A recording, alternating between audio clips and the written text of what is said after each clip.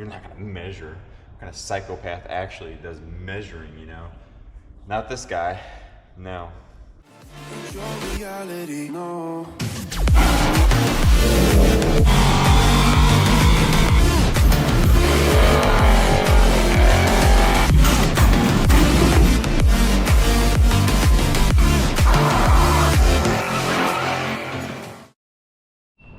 Well, the Cutlass is finally getting the love that it deserves.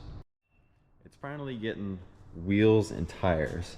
Now these bad boys are dirty, they're white letters, they're 18 years old, but they were on a truck that I bought and they do ride good and they're in pretty good shape still. So we're gonna just go ahead and use those. Got some brand new 15x8 rally wheels. Got some new lug nuts. Got a 1.5" leveling kit, or 1.5" lift kit, what do you want to call it, for the front. 2" for the rear. Got a bunch of new brake parts for the front. We're gonna just see if the rear brakes will come back around. Maybe you can put a brake hose on it. We'll check that when we pull the rear wheels off. But we're gonna go ahead and start on the rear because it's gonna be the easiest, I feel like, because when we get up here we're gonna do all of the brake stuff and I don't feel like doing that right now.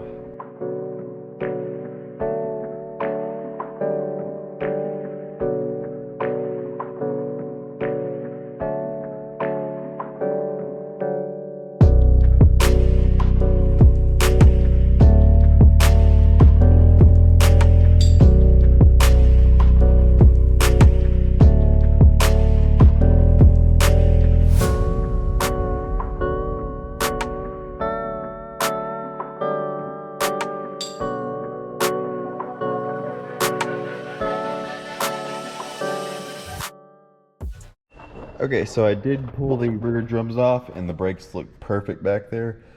So we're not gonna mess with those. We're just gonna see how it goes.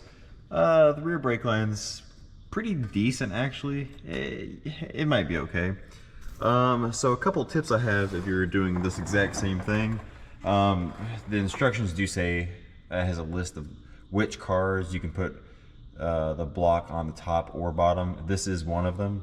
So I went ahead and just put them on the top because it seemed a little bit easier. Another thing, when you're trying to do like I did this side last over here, what you want to do is obviously pull both lower shock nuts off, pull the shocks off, jack up the right side, and it tucks it all the way into fender well, and it gives you a lot more room for this side to drop down.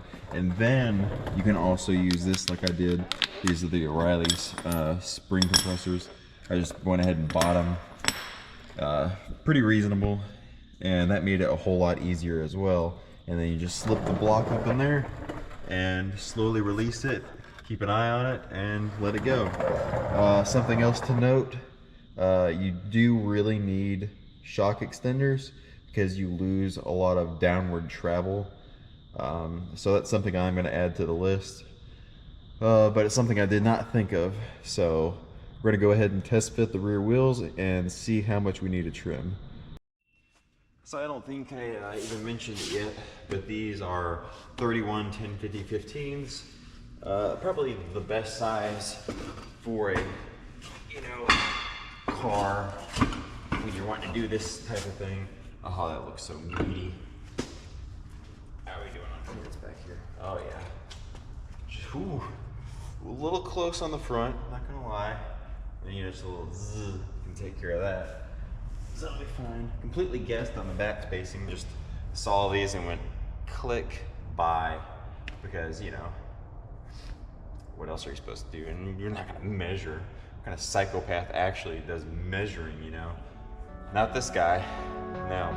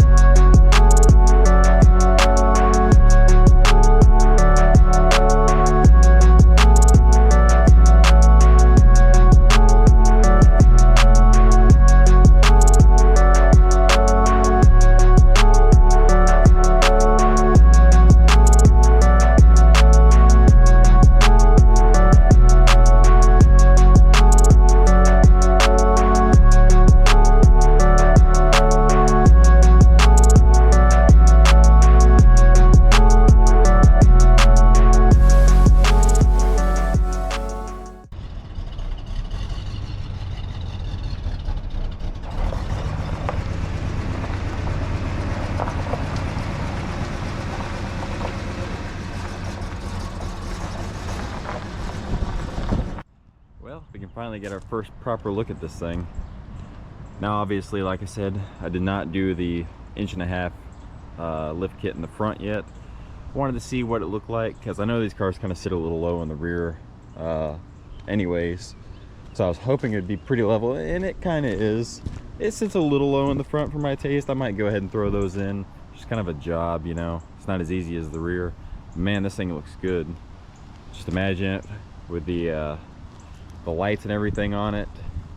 And you could either leave the paint job like it is, or, you know, do something with it, sticker it up, or, you know, the options are, you know, pretty much unlimited, really.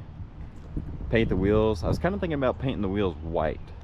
I know what you're thinking. Yeah, I should have painted them while the, you know, rims were off, new in the box. No, I really don't care. I wanted to get it together and start to get ideas, you know, because that's what really matters, is getting ideas. Because you can think about it in your head, but until you actually start doing it, you start going, oh, well, I want to change this, I want to do that differently. So it looks pretty good. I'm very happy. It has really good ground clearance, especially with the fuel tank and everything gone. It's pretty good. I am going to make some type of tube bumper for the back, because that bumper is way too mangled to do anything with, and there's no frame left. But if you enjoyed this, be sure to subscribe and stick around for the next part of this car, where we do the front brakes, the master cylinder, and the lights should be in at that time, so hopefully we can get all that wired up, because all the lights on the exterior of this car do work, the headlights, taillights, all that.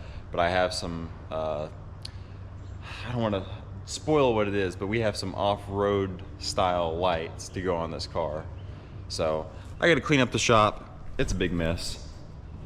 This thing just sprayed rust everywhere as I sawzawed through the body. So got to get all this cleaned up and get ready for the next project.